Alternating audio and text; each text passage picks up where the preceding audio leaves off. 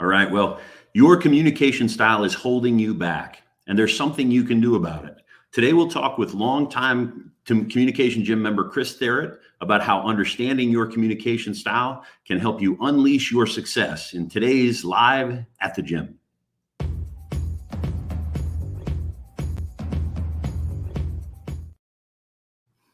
So each of us has our own communication style, and most of us are embarrassingly unaware of the impact that it has on our lives, on our careers, and our personal relationships.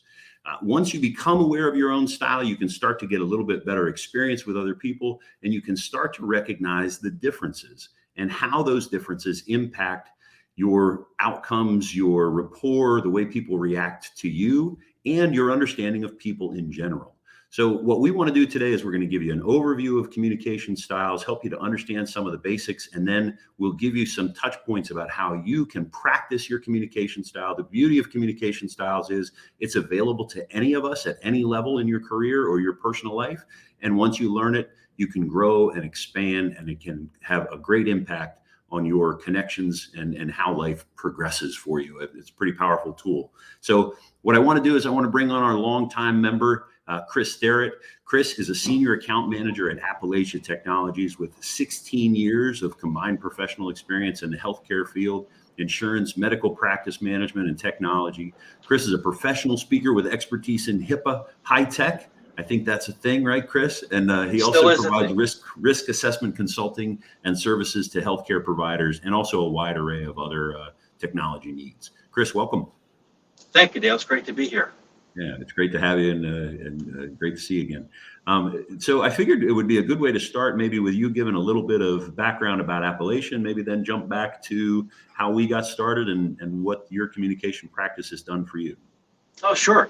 I've been with Appalachian now for about 6.5 years. Appalachian just celebrated their 17th anniversary, actually 2 days ago. So we've been around for quite some time, located in central Pennsylvania, Mechanicsburg specifically. And we provide IT and cybersecurity services to businesses of all different shapes and sizes. And so I've been involved in doing that really for probably the last 8 to 10 years in total.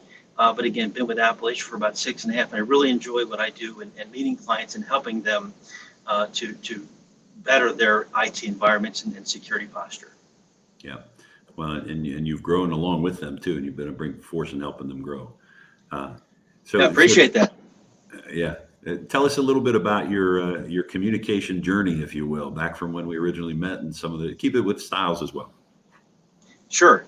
Interestingly enough, I was a communications major at graduated from Millersville University in 1993, and you would assume that someone who majors in communications is set for life, and it's not necessarily the case. And I met Dale probably back in 2013 or 14 when I was with a smaller IT company, and I was enrolled in Dale's sales class as well as business class as well to really hone in skills, learn about the different styles, learn how to communicate with others, and have been on a path for the last 8 years with Dale on and off, becoming a better communicator, learning how to communicate better with clients, learning how to understand their communication styles and really play into their field rather than mine at all times.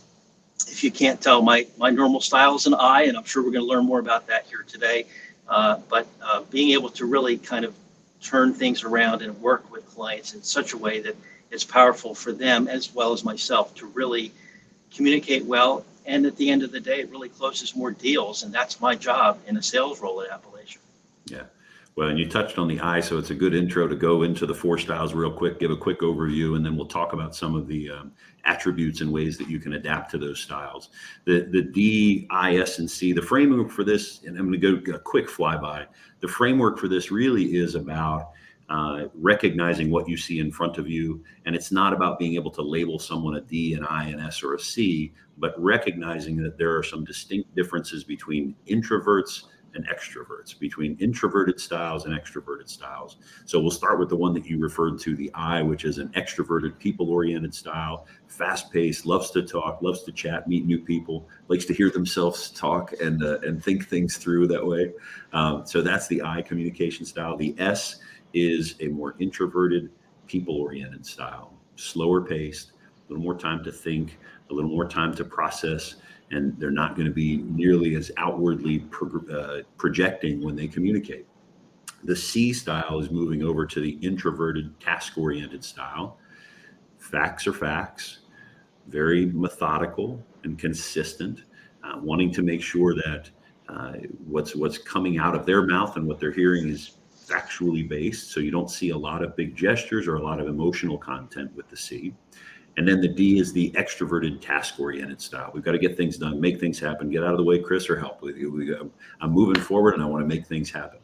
And what we teach about styles, and what I think we talked about it this morning in our practice group, what becomes so valuable in learning about styles is the ability to not only adapt, but respect the differences and appreciate those differences. It's too often where people, I think, get stuck in, well, I love dealing with people that are like me, but each of those styles has strengths and weaknesses. So if we circle ourselves with people who are just like us, then we accentuate the strengths, but we also accentuate the weaknesses as well. And I know that you've, to talk to us a little bit about your natural style is the I, like you said. And we talked this morning a little bit about the C style that you came across in a different endeavor. Yeah, I'm a natural I. I also have what we call some S sprinkled in there at times, depending on the environment that you're in and the people that you're talking to. The one I do struggle with the most is working with a C. They're largely compliant. They're very slow, methodical, and that's what they typically do, and that's not my style. It's the hardest for me to adapt to. And most recently, we just onboarded a bank with Appalachia Technologies doing some cybersecurity services for them. And one of the things that I experienced in working with the CFO is he is very much a C. In other words, he's very slow, very methodical, dots his I's, crosses his T's, checks the spelling and all the grammar before they'll do any business with us. And in fact, that's what they did. We submitted our proposal to them, all of our contracts. I was waiting for every high I salesperson is like, oh, it's an email, and I'm hoping it's a signed contract. Instead, it was yet another email asking for clarification or an explanation of part of the contract. In addition, they asked us for numerous references in the banking industry, in the wealth management industry, anything with financials, as well as references that had the services that they were looking to sign up for with Appalachia and contract with us. After we provided those references, they contacted every single reference. How do I know?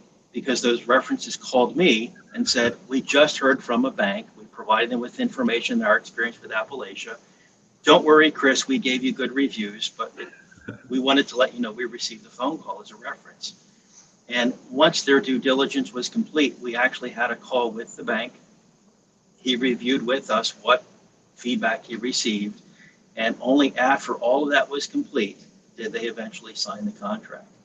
And what it taught me is that their personalities and communication styles, all of that really is tied together in how they do business. Yeah. Oftentimes people that are high I's, just like myself, aren't necessarily reading contracts. You just go, it's the legal stuff the lawyers made us all say. I'm just going to sign it and send it back. Yeah. Someone who is a C is going to read every single word, take their time, ask the questions. It's not that they're not wanting to do business with you. They're wanting to just make sure that you're the right company for them. And after that exercise, I feel very confident that this is going to be a client for a very long time because they've spent the time vetting us and reaching out to people. That's not something you're going to spend time doing if you're just going to use us for a year and then move on to someone else. Yeah. It's the differences that when you respect them and appreciate them, they bring strength to the table. And when, even though it's painful, what I appreciate about watching your story is you slowed your natural style down. You were talking consistently, patiently, deliberately. And I remember early on in my sales career years ago, we had 2 meetings back to back, and they were big meetings. It was a pretty big deal. We were excited about the week. And the first week was with a group of salespeople. And literally in the meeting, people are standing up and high-fiving and cheering. I mean, it was one of the most fun times I've had in a meeting. And the next day we had a meeting with a group of accountants with the managing partners of an accounting firm. You can imagine there weren't too many high fives or cheerings going on, but the questions they were asking were buying questions. Tell me more about the percentage of increase that you've had in your past 5 clients. Just grilling, like driving types of questions. And what we have a tendency to do, I think, with style is think that, okay, well, they're different than I am, so this must not be a good alignment. And the practice and the intention with the practice is to get you not to become a different person, but to recognize that you can make some minor adaptations and meet the needs of that bank that wants all of that detail, and slow the relationship down a little bit and the conversation down a little bit, where you normally might want to go into 70, 80 miles an hour. Then, okay, we're going to go 35 and make sure that these things are all of our I's are dotted and T's are crossed. Yeah, and again, doing this with you over the years and constantly practicing, it's something that you become aware of, and then it becomes second nature as you're doing it and talking with people, whether it's in your social settings in the evenings and weekends, or it's a sales meeting that you have with a client. It just becomes second nature, and you walk out of there going, wow, I did it, and I didn't even think about it. Well, and you couldn't have teed that up better. That's the ultimate goal, right? Because you shouldn't be thinking about yourself in your client meeting. You should be thinking about the client and being present for the client and understanding what their needs are and asking the right questions in the right way so that they're feeling, you use the term, I think, some similar to, playing on their home field, if you will, and giving them that advantage, especially as a salesperson, helps them to feel comfortable, helps them to feel supported, and they're going to share more information with you. They're going to be more likely to not only do business with you, but more likely to get down and be more honest with you, if I can even go that far. But the point of all of that, and the point of the communication, Jim, is practice. Is if you don't get to that point of unconscious competence where you don't think about it, it just naturally happens, you're not going to use it. We don't rise to the occasion, we fall to the level of our competence, is a quote I heard not too long ago that I really like, and I've been using it a good bit because it's true.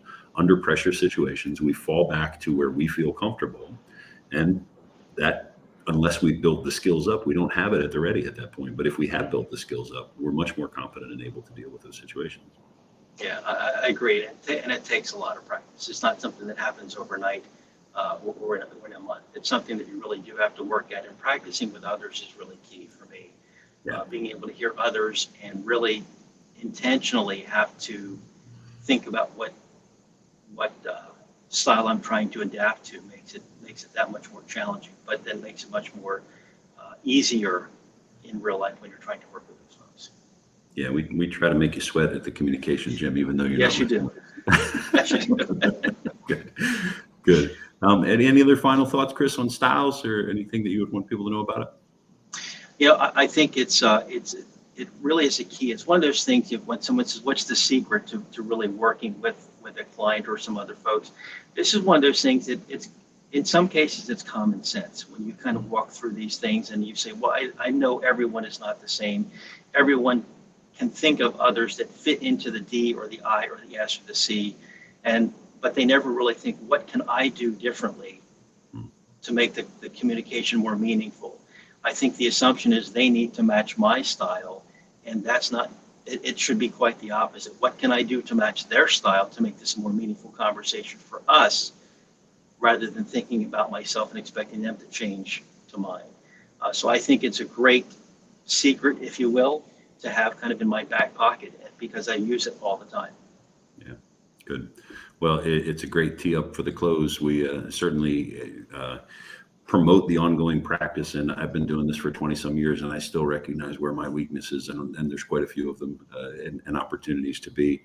And it's nice to come out of, you mentioned that moment where you come out of a meeting going, oh, wow, okay, I can look back and kind of debrief on what I was able to do there and accomplish it. And you bring those skills to the table. It just makes for a much more level playing field, and a much more, you use the word meaningful like 7 times, which, I love that. That's the purpose of conversation to me, is to have meaningful conversations. So if you have the ability to do it, style is one of the ways that really get you there. And it's a good tee up for the communication, Jim, and the way that we go about things. So thank you, Chris. I really appreciate you being here and sharing your insights onto DISC styles.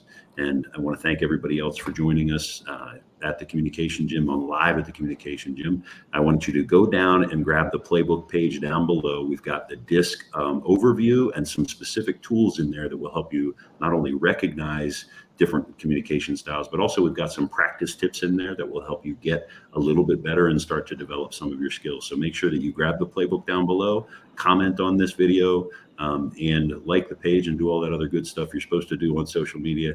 And we look forward to seeing you again live at the gym. Thank you, Chris. Thank you.